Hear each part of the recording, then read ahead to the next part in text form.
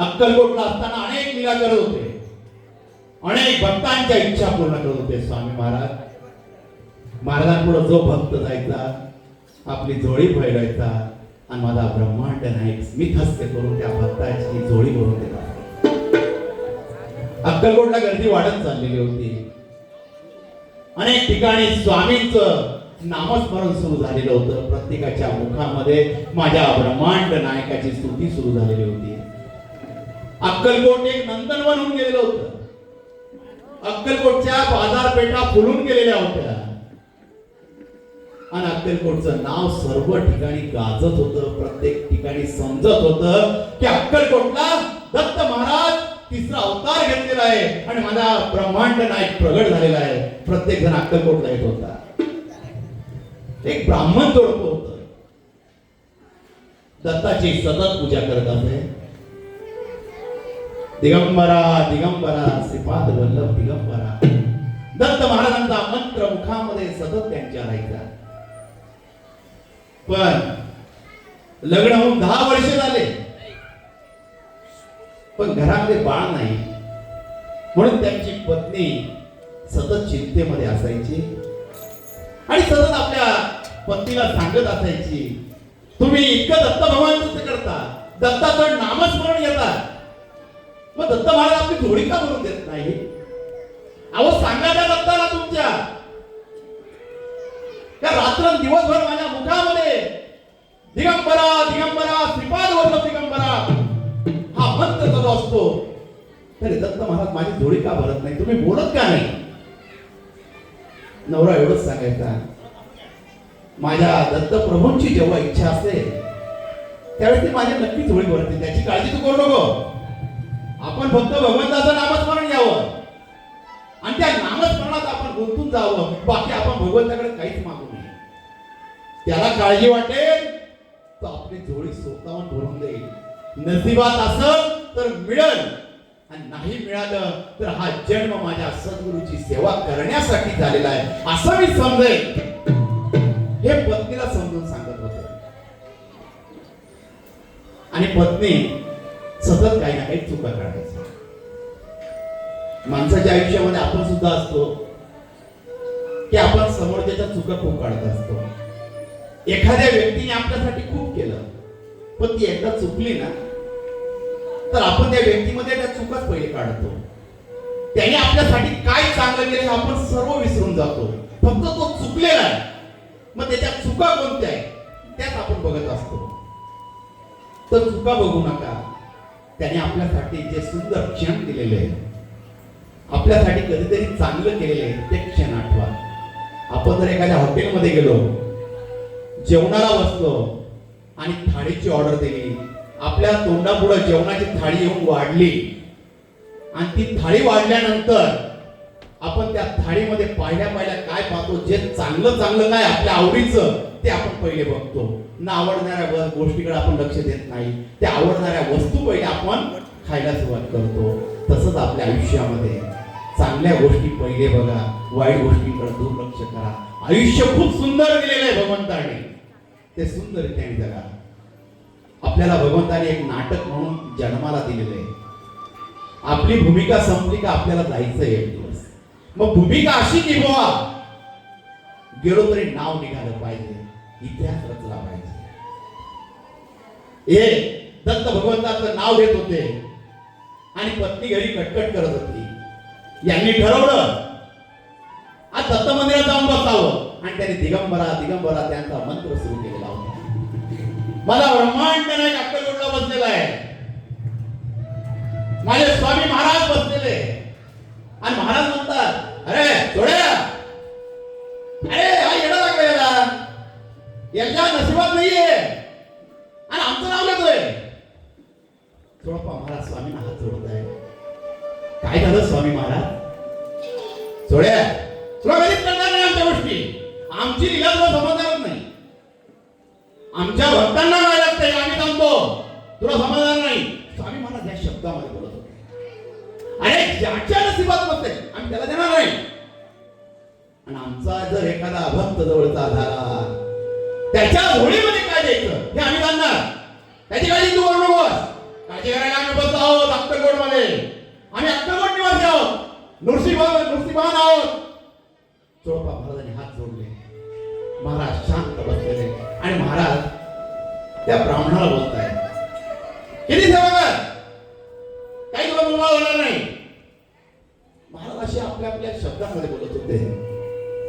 आणि हा दत्त महाराजांची सेवा करत असताना एक स्वामी भक्त अक्कलकोटचा त्या मंदिरामध्ये आला. दत्त महाराजांनी दर्शन केलं आणि दत्त महाराजांचं आमंत्रण म्हणत असताना त्या ब्राह्मणासमोर त्यांनी म्हटलं, श्री स्वामी समर्थ. हे शब्द ऐकले आणि ब्राह्मण डोळे उघडले. हे नाव मी कुठेतरी ऐकलेलं आहे. त्याने डोळे उघडले आणि त्या भक्ताकडे पाहिलं. तुम्ही आता कोणतं नाव घेतलं? श्री स्वामी समर्थ. ब्रह्मांड नायक श्री स्वामी समर्थ महाराज या कलियुगामध्ये अक्कलकोट इथे प्रगट झालेले दत्त महाराजांचा तिसरा अवतार आहे. काय बोलतात? मी प्रथमदा ऐकतोय. तुम्ही एकदा दर्शनाला जा, साक्षात दत्त महाराजांचं दर्शन तुमचं होईल. काय बोलतात? सर्व इच्छा पूर्ण करत असतात. जोही स्वामींना शरण जातो, माझा ब्रह्मांड नायक त्याची इच्छा पूर्ण करत असतो. ब्राह्मणाला आनंद झाला आणि तो घरी आला. पत्नीला सांगू लागला, अगं तू काय बोलते ना, माझा दत्त भगवान काय करणार, माझा दत्तात्रय काय करणार. पाय माझ्या दत्तात्रयाने मला देवदूत पाठवला आणि मला अक्कलकोटला बोलवलं. कोण? अगं स्वामींच्या दर्शनाला. दत्त महाराजांचा तिसरा अवतार. आपल्याला स्वामींच्या दर्शनाला गेलं पाहिजे. तुझी इच्छा पूर्ण होणार. खरंच? हो. तू सतत माझ्या दत्त भगवंताला नावं ठेवते ना, मग आता आपण अक्कलकोटला जाऊया. तुझ्या मनातलं स्वामींना सांग. हो आपण जाऊ. पण ह्या ब्राह्मणी बाईचं 16 आळं फार कडक होतं. तिला कोणी स्पर्श केलेला तिला आवडत नसे. ती लगेच आंघोळ करत असते आणि ती सतत नावं ठेवत असते. प्रत्येक गोष्टीला नावं ठेवत असते. दोघांनी तयारी केली आणि आपला प्रवास बैलगाडीने सुरू झाला आणि अक्कलकोटला येऊन पोहोचले. माझा ब्रह्मांड नायक वटवृक्षाच्या छायेमध्ये बसलेला आहे आणि एक भक्त स्वामींचं दर्शन घेत आहे. प्रत्येक जण स्वामींपुढे हात जोडतोय, नतमस्तक होतोय. प्रत्येक भक्ताला आनंद होतोय. ती अक्कलकोटची ऊर्जा प्रत्येक भक्ताला मिळते. आणि तेवढ्यात हे ब्राह्मण जोडपं येत आहे. आता याला मनामध्ये जी इच्छा आहे ती विसरून गेलेला आहे. स्वामींकडे पाहून भाव जागृत झालेला आहे आणि स्वामींना बघून डोळ्यामधून अश्रू आले. माझे दत्त भगवान मला साक्षात भेटले. तो अनुभव त्या ब्राह्मणाला आलेला होता. डोळ्यातले अश्रू थांबवायला तयार नाही. हात थरथरत होते, डोळे मिटत होते आणि मला ब्रह्मांड नायक कटेवर हात ठेवून उभा राहिलेला होता. एक हात उंच केलेला होता. स्वामी महाराज स्मित असे मंद असतात. त्याच ब्राह्मणाला अनुभव येतोय. महाराजांच्या चेहऱ्यावरचं तेज हा ब्राह्मण बघतोय. ज्यावेळेस हजारो सूर्य एकत्र व्हावे, जो एक लख प्रकाश तयार व्हावा, असा मला ब्रह्मांड नायकाचा प्रकाश तयार झालेला आहे आणि ते तेज या ब्राह्मणाच्या चेहऱ्यावर पडलेले आहे. त्याचे डोळे मिटलेले, डोळे उघडता येत नाही एवढं तेज स्वामींचं आपल्या चेहऱ्यावर पडलेलं आहे. हळूहळू डोळे उघडले आणि डोळ्यातले अश्रू निघू लागले. स्वामी बोलावलं. ही ओढ होती स्वामी. किती दिवस लावले स्वामी तुमच्या चरणाशी भेटण्यासाठी. मला ब्रह्मांड नायक उभा केला. असं गाळत गाळत स्वामी पुढे दोघं जण पोचताय. महाराज कोणत्या जन्माचं पुण्य हो स्वामी, कोणत्या कोपऱ्यात होतो स्वामी. देवदूत पाठवला मला बोलवण्याला स्वामी तुम्ही. स्वामी मंद हसताय. तो स्वामींच्या चरणावर कोसळतोय. आपलं डोकं मस्तक ठेवतोय आणि स्वामींचे चरण घट्ट पकडतोय. आपले अश्रू स्वामींच्या चरणावर पडताय आणि ते अश्रू स्वामींच्या चरणांचा अभिषेक करताय. स्वामी महाराज उभे कटेवर हात ठेवलेला आहे. सुंदर असं दृश्य आहे.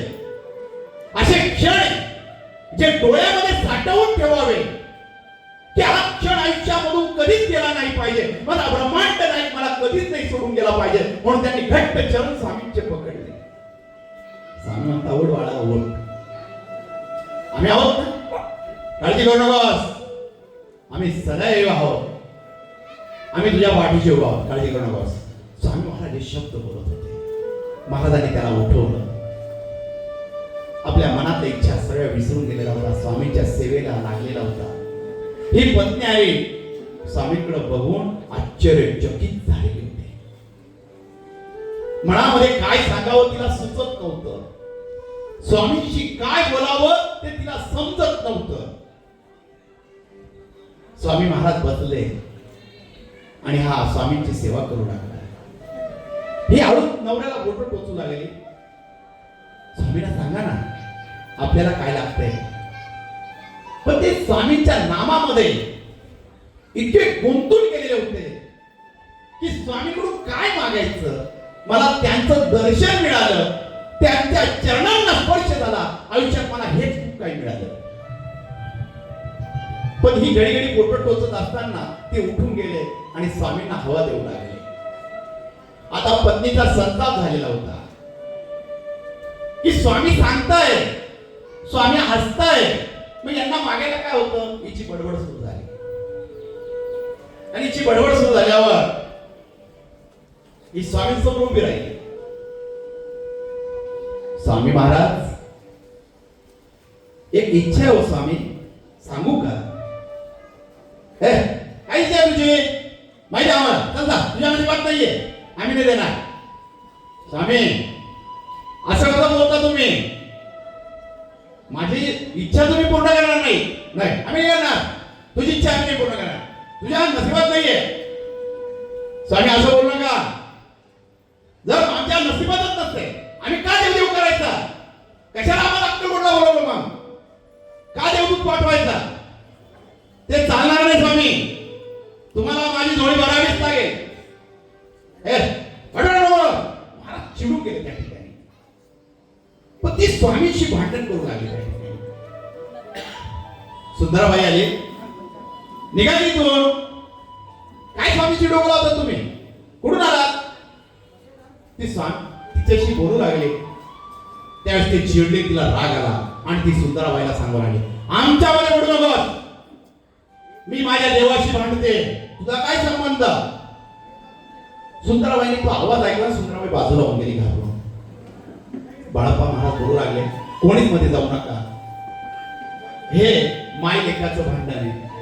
एक मुलगी आपल्या बापाशी भांडण करते आणि स्वामी सांगताय तुझ्या नशिबात नाही, आम्ही देणार नाही. महाराजांनी तिला असं सांगितल्यावर ती विनंती करू लागली, स्वामींशी भांडण करू लागली आणि त्या स्वामींना दया आली. मला ब्रह्मांड नाईक फार दयाळू आहे. महाराज जेवढे कडक होते तेवढे नरम पण होते. महाराजांना तिची दया आली. महाराजांकडे 2 खारका होत्या त्यावेळेस. महाराजांनी तिच्या ओटीमध्ये 2 खारका दिल्या आणि महाराजांनी तिला आशीर्वाद दिला. तिला खूप आनंद झाला त्या ठिकाणी आणि तिच्या नवऱ्यालाही आनंद झाला का स्वामींनी खारका दिल्या, जो प्रसाद दिलेला आहे, आता मी बाप बनणार. श्रद्धा जिथं राहते ना तिथं सोहरी सुद्धा असते. ज्यावेळेस आपण भगवंतावर मनापासून प्रेम करतो, मनापासून भांडण करतो, आपल्या नशिबात जरी नसलं तरी माझा ब्रह्मांड नायक नशिबामध्ये ती गोष्ट देत असतो. ही माझी स्वामी समर्थ महाराजांची कृपा आहे, ही त्यांची लीला आहे. तिच्या पदरामध्ये खारका दिल्या, तिला तो आनंद तिच्यासाठी फार वेगळा होता. तिने नवऱ्याला सांगितलं आता घराकडे गेलं पाहिजे. दोघं रात्रभर थांबले. दुसऱ्या दिवशी स्वामींची सेवा केली, प्रसाद घेतला आणि घराकडे निघाले.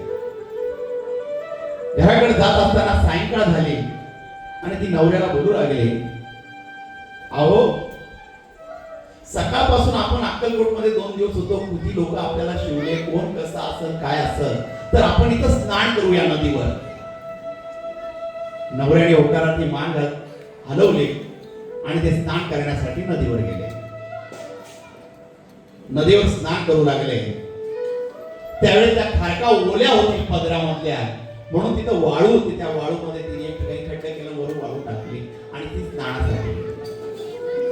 स्नान पूर्ण झालं, अंधार पडलं, पटापट कपडे घातले आणि बैलगाडीत बसून गेली. तिला त्या खारकांचा विसर पडला. रात्री घरी आली, झोपली आणि मध्यरात्रीला अचानक आठवण झाली, स्वामींनी प्रसाद दिलेला आहे आणि तो कुठे, ती रात्री शोधाशोध करू लागली. नवऱ्याने विचारलं, अगं काय झालं? अहो स्वामींनी खारका दिल्या, त्या सापडवते. नवऱ्याने डोक्याला हात लावला, झोपून घेतलं. तेव्हा तिला आठवलं की आपण स्नानासाठी गेलेलो आहे आणि तिथं वाळूमध्ये त्या खारका ठेवलेल्या आहे. ते नवऱ्याला सांगू लागले, आपण आत्ताच जाऊया. नवरा बोलला, अगं किती वाजले बघ, अंधार किती आहे, एवढ्या रात्री कुठं जाता येणार? ते जंगलामध्ये नदी आहे, सकाळी आपण लवकर निघू. सकाळ झाली, सर्व आवरलं आणि तिला ओढ लागली त्या ठिकाणी जाण्यासाठी. दोघं जण नदीजवळ आले आणि शोधाशोध करू लागले, कुठं मी त्या खारका ठेवला. तेवढा तिला तो गंध दिसला. तिने त्या गंधावर हात बाजूला केला वाळूच्या आणि त्या खारकाचे 2 अंडे झालेले होते. त्या 2 खारका दिल्या होत्या. तिने ते अंडे हातामध्ये घेतले, रडू लागली. आता हे अंडे कोणाचे? आणि तिच्या हातातून ते दोन्ही अंडे पडले आणि 2 पक्षी त्या अंड्यामधून बाहेर निघाले, भुरकन उडून गेले. ती पाहत राहिली, रडू लागली. त्यावेळेस तो तिचा नवरा बोलू लागला, अगं स्वामी बोलले होते, आपल्या नशिबात नाही का स्वामींची परीक्षा, त्यांनी तुला दिलं, तुला घेता नाही आलं. नाही, मी स्वामींना असं सोडणार नाही. ही स्वामींची लीला आहे, हे स्वामींनी मुद्दामून केलेलं आहे. आणि ती स्वामींच्या नावाने बडबड करू लागली, मला आत्ताच्या आत्ता अक्कलकोटला घेऊन चला, मला त्यांच्याशी भांडण करायचंय. आणि सकाळी माझ्या ब्रह्मांड नायकाचं स्नान चालू होतं. महाराजांना चौरंगावर बसवलेलं आहे, महाराजांना स्नान घालताय, महाराजांना चंदन लावताय अंगाला आणि चोळप्पा महाराज पाणी टाकताय. सुंदराबाई स्वामींसाठी गरम पाणी करून आणते. सूर्याची कवळी किरण माझ्या ब्रह्मांड नायकाच्या अंगावर पडलेले. सूर्याची किरण जणू जसे स्वामींना सांगतात, स्वामी हा क्षण असाच राहू द्या, ही कवळी किरण तुमच्या शरीरावर अशीच राहू द्या स्वामी महाराज. हे सर्व दृश्य, हे क्षण सर्व भक्त बघत होते. माझा ब्रह्मांड नायक चौरंगावर उभा राहिला. त्यांचं अंग बाळप्पा महाराज पुसत होते आणि चोळप्पा महाराज स्वामींच्या कपाळी चंदन लावत होते. पूर्ण शरीराला चंदन लावल्यानंतर माझा ब्रह्मांड नायक वटवृक्षाच्या छायेमध्ये बसलेला आहे आणि कोण ही निघालेली आहे आणि स्वामी जोर जरा धाकताय आणि बाळप्पा महाराजांना सांगतात, ही आली, आता डोक्याला ताण, बाळ्या चल पुढे तरी निघून जाऊ. ही आली ना, ही भवानी मला त्रास देणार होता. आणि महाराज त्यांची बडबड करू लागले. बाळप्पा महाराजचा कोण, तुला नाही करणार, तू असाच करत राहा. आणि काही क्षणामध्ये दोघं आले आणि महाराजांपुढं गर्दी खूप झालेली होती आणि त्या गर्दीमधून ही आली, रडत रडत रडत स्वामी जवळ आली. स्वामी असं का करतात, खारका तुम्हीच देतात आणि तुम्हीच आमच्याकडून हिसकावून घेतात. तुम्ही दिलेल्या, आम्ही दिला, तुला घेता नाही आम्ही काय करणार. स्वामी त्याचे अंडे झाले, अंडे झाले, मग पंची उड गए, आम्ही तुम्ही जाऊ, असे स्वामी महाराज बोलू लागले. आणि तिची बडबड चालू झाल्यावर त्यावेळेस स्वामी महाराजांचे डोळे लाल व्हायचे बंद झाले. महाराज खूप चिडले त्यावेळेस, पण हिने मनामध्ये संकल्प घेतला होता, मी स्वामींना सोडणार नाही. स्वामी माझी झोळी भरणार नाही, त्याशिवाय मी तुमचे चरण सोडणार नाही. तुम्ही बी कसे हलतात हे मी बघते स्वामी महाराज. थोडी आम्हाला नाही स्वामी, मी सोडणार नाही तुमचे चरण, तुम्ही पहिले मला आशीर्वाद द्या.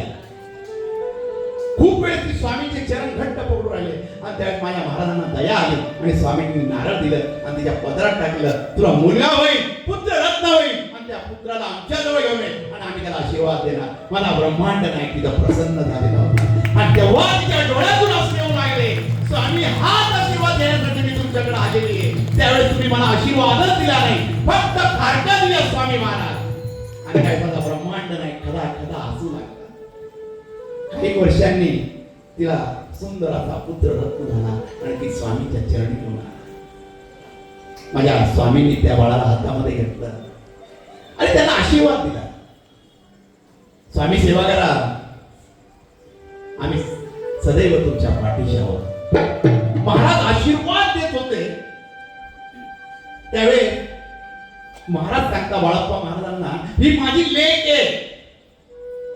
बापाशी भांडत होती आणि ज्यावेळेस लेक बापाशी भांडते ना, तर बापाला लेकीच्या पदरात काहीतरी द्यावं लागतं. हिच्या कर्मामध्ये नव्हतं, पण आम्ही दिलं. जे ज्याच्या नशिबात नसतं ते आम्ही देत असतो. ज्या भक्तावर आमची कृपा असते, ज्या भक्ताच्या मुखामध्ये आमचं नामस्मरण असतं, त्या भक्ताच्या पाठीशी आम्ही सदैव पाठीशी उभा आहोत. आणि दोघांनी आशीर्वाद घेतला. बाळप्पा महाराज स्वामींना विचारू लागले, महाराज मग तुम्हाला द्यायचं होतं आधी का नाही दिलं? बाळ्या, काही गोष्टी अशा असतात त्या लीलेद्वारे तुला समजणार नाही. आमच्या लीला ज्या आहेत त्या भक्तांना समजाव्या म्हणून आमची लीला काय असेल हे कोणालाच कळणार नाही. त्याच्यापर्यंत जो देवदूत गेलेला होता तो तिसरा कोणी नव्हता, तो मी स्वतः गेलेलो होतो. कारण माझ्या भक्ताला माझ्यापर्यंत बोलवण्याचं काम मी करत असतो. माझा भक्त कुठे संकटात असू दे, त्याला माझ्यापर्यंत बोलवण्याचं काम हे मीच करत असतो.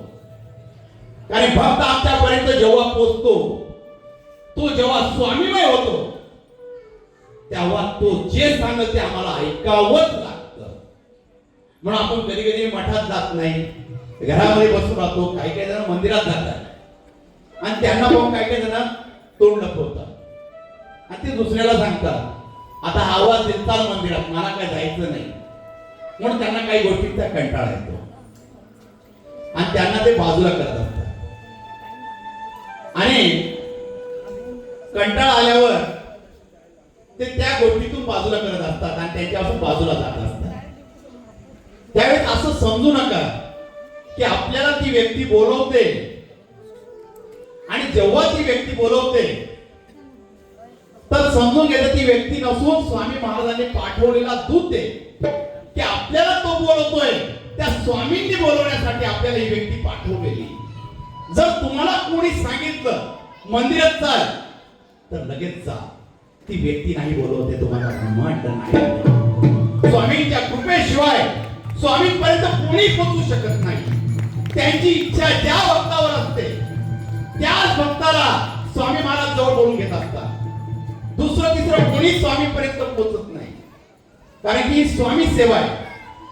स्वामींपर्यंत पोहोचणं ही साधी गोष्ट नाहीये. कारण की स्वामींच्या अनेक लीला आहेत. त्या लीला जर सांगायला गेलो तर आपल्याला रात्र कमी पडेल, दिवस कमी पडेल. कारण की स्वामींचे उदाहरणच असे, स्वामींनी भक्तांवर केलेल्या कृपाच अशा आहे. कारण की स्वामींचा ग्रंथ एवढा मोठा आहे, त्या ग्रंथामध्ये लीला एवढ्या आहे की आपल्या जन्माचं पूर्ण आयुष्य जरी संपलं तरी स्वामींच्या लीला कधीच संपणार नाही. म्हणून स्वामींच्या लीलेचा अभ्यास करा. जेवढ्या लीला ऐकता येतील त्या माझ्या ब्रह्मांड नायकाच्या लीला ऐका. स्वामी काय ते समजून घ्या. एकदा जर तुम्ही स्वामीमय झालात आयुष्यात कधीच काही कमी पडणार नाही. तुमच्या आयुष्यामध्ये किती संकट असू द्या, त्या संकटांना दूर कोणी करत असत तर मला ब्रह्मांड नायक आहे. त्या ब्राह्मणाला काही गरज होती का? कायम दत्ताचं नाव घेत होता, पण स्वामी महाराजांनी त्याला अक्कलकोटला बोलून घेतलं होतं. का बोलवलं? त्याच्या आयुष्यामध्ये जी दरिद्री होती ती स्वामींना दूर करायची होती. आपण मागच्या जन्मामध्ये काही पाप केलं असं तर ते दूर कोणी करत असत, आपले संकट कोणी कमी करत असत तर मला ब्रह्मांड नायक कमी करत असतो. कारण की हा ब्राह्मण जेव्हा अक्कलकोटला आला गरीब परिस्थिती असल्यामुळे स्वामी महाराज चिडले. तो जेव्हा स्वामींच्या चरणांवर आपलं डोकं ठेवत होता, आपलं मस्तक ठेवता, स्वामी महाराज बोलले, या हरणबोराला आमच्या समोर येऊ नका, याला गोठ्यामध्ये बांधा. बाळप्पा म्हणत होता, स्वामी असे उभे राहतात. तो ब्राह्मण जेव्हा घाबरला, महाराज माझ्यावर चिडले, मला गोठ्यामध्ये ठेवलं. त्याला गोठ्यामध्ये रात्रभर ठेवण्यात आलं. तो रात्रभर रडत होता आणि त्याला झोप लागली. आणि ज्यावेळेस झोप लागला, त्याला अनेक डासांनी चावलं. स्वप्नामध्ये त्याचा मृत्यू बी झाला डासांमुळे. आणि सकाळी उठल्यावर अंगावर पाहिलं, सगळे डास मारून मारून रक्ताने ओला चिंब झालेला आहे. त्यांनी स्नान केलं आणि त्या माझा ब्रह्मांड नाही म्हणतो, त्याला माझ्याजवळ बोलवा. त्याला आनंद झाला, तो स्वामी समोर आला. त्यावेळेस तो स्वामींना हात जोडू लागला. स्वामी महाराज बोलले, काय रागावला आमच्यावर? नाही स्वामी, फार अपेक्षा होती तुमच्या दर्शनाची, पण काल माझ्या बरोबर असं का झालं? अरे तुझ्याबरोबर का झालं? अरे मागच्या जन्माचे कर्म फेडत होता आम्ही तुझ्या बरोबरचे. काय बोलतोस स्वामी? अरे मागच्या जन्मामध्ये तू किती त्रास दिला लोकांना. अरे सावकार होता, लोकांना पैशापायी त्रास दिला. अरे किती जण मेले तुझ्या पायी, तुला श्राप होते, तू अनेक जणांना त्रास दिला. पण तुझ्या आयुष्यात एक पुण्य होतं. एका ठिकाणी तुम्ही अन्नदान केलं. अनेक साधू चाललेला होता रस्त्यामध्ये, त्या साधूने तुझ्याकडे भिक्षा मागितली आणि तुम्ही रागाच्या भरात का होईना ते नाणं घेतलं, त्या साधूच्या झोळीमध्ये फेकलं, त्याला सांगितलं निघ इथून. आणि ते पुण्य तुला लाभलं. आणि ज्या मागच्या जन्मामध्ये तू लोकांना त्रास दिला, म्हणून ह्या जन्मामध्ये ती दरिद्री तुझ्या आयुष्यात आली. आणि तुझं राहिलेलं पाप फेडण्यासाठी आम्ही तुला अक्कलकोटला बोलवलं आणि रात्रभर गोठ्यामध्ये झोपवलं. आणि जे डास चावले, त्या डासा दारवे तुझं कर्माचं फळ आम्ही कमी केलं. जे कर्म होते मागच्या जन्मातले, ते कर्म आम्ही फेडले आणि पुण्याचं फळ तुझ्या पदरात दिलं. तू जे झोळीमध्ये जे दान दिलं, त्या दानाच्या याच्यामध्ये आज तू आमच्यापर्यंत पोहोचला आणि तो स्वामीचं दर्शन घेऊ लागला. स्वामी त्याच्यावर प्रसन्न झाले. असंच आपल्या आयुष्यामध्ये होत असतं. आपल्या आयुष्यामध्ये अनेक चुका आपल्याकडून होत असतात आणि त्या चुकांचा परिणाम आपल्याला भोगावा लागतो.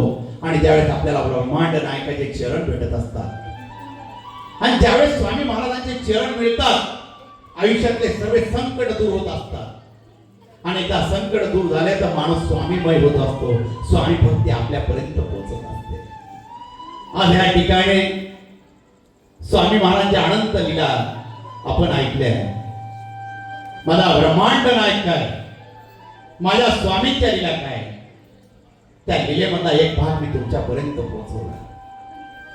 स्वामी काय, आयुष्यामध्ये किती सांगत बसलो तर स्वामी समजणं ही साधी गोष्ट नाही.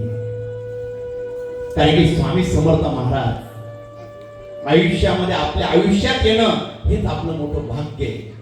हीच स्वामींची लीला आहे. आणि आज आपलं भाग्य आहे की स्वामी महाराजांची आपण सेवा करत आहोत. म्हणून सुरगाणा मठातर्फे ही स्वामींची प्रथा चालू आहे. ही स्वामींची जी मूर्ती आहे, 7 दिवस प्रत्येक भक्ताच्या घरी जात असते. 7 दिवस स्वामी महाराज आपल्या घरी पाहुण्याच्या रूपामध्ये येत असतात आणि भक्ताला आशीर्वाद देत असतात. आणि जे आपण स्तवन म्हणतो, त्या स्तवनामध्ये जी स्वामींची स्तुती करतो, त्यावेळेस आपला ब्रह्मांड नायक ब्रह्मांड हास्य निर्माण करत असतो. सूक्ष्म रूपापर्यंत प्रमाणे ते आपल्यापर्यंत पोहोचत असतात आणि भक्तांना आशीर्वाद देत असतात.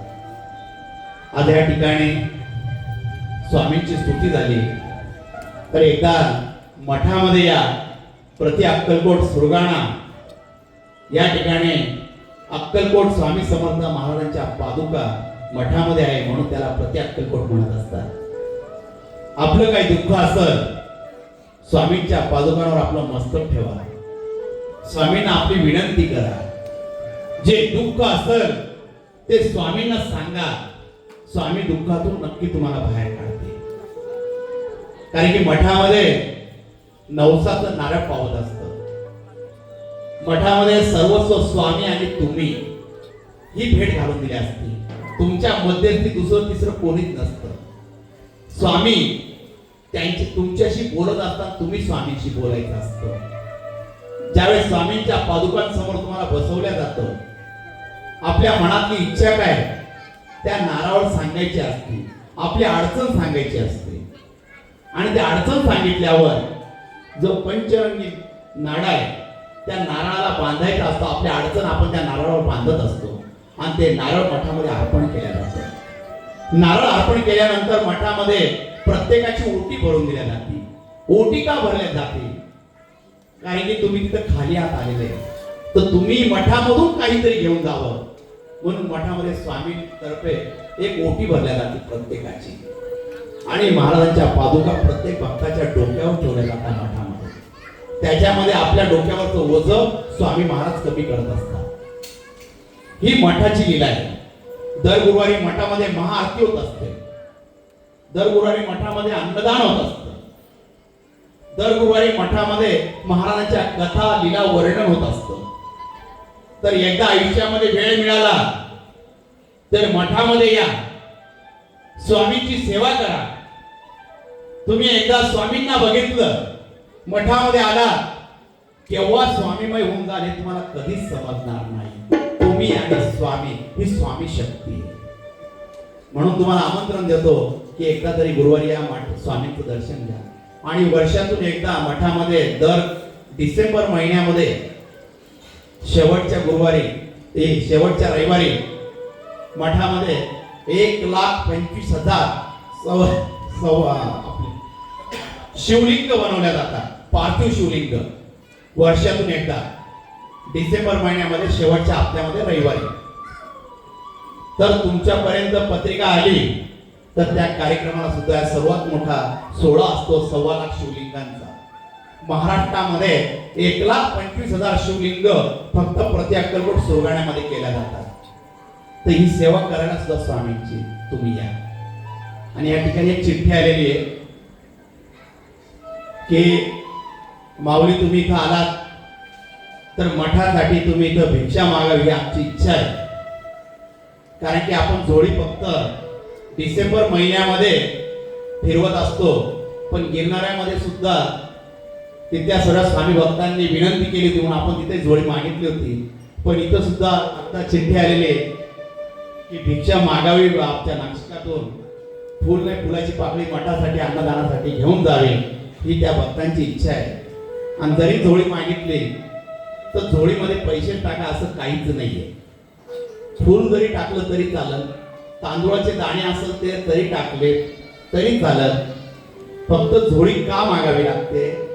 माझे स्वामी महाराज अक्कलकोटला असताना ज्यावेळेस कोणी भक्त गेले स्वामींना बोलायचे, स्वामी तुमच्या पादुका द्या, मला मठ स्थापन करायचे. त्यावेळी माझे स्वामी महाराज म्हणायचे, तुला मठ स्थापन करायचंय ना, जोडी घे हे गावावर, मग आमचा मठ स्थापन कर, मग आम्ही येणार. हे स्वामी महाराज अक्कलकोटला सांगत असायचे. म्हणून ही जोडी मागायची पद्धत दत्त संप्रदायामध्ये आहे. तर आज परत विनंती केलेली आहे, तर जे असेल ते टाका, त्याच्यामध्ये आग्रह काहीच नाही. 1 रुपयाचं नाणं टाकलं तरी चालेल. माझ्या ब्रह्मांड नायकाची कृपा असते. आणि ज्यावेळेस आपण ब्रह्मांड नायकापर्यंत पोहोचू त्यावेळेस माझा ब्रह्मांड नायक एकच आशीर्वाद देईल, देऊ नकोस, मी तुझ्या पाठीशी आहे. सद्गुरु श्री स्वामी समर्थ महाराज.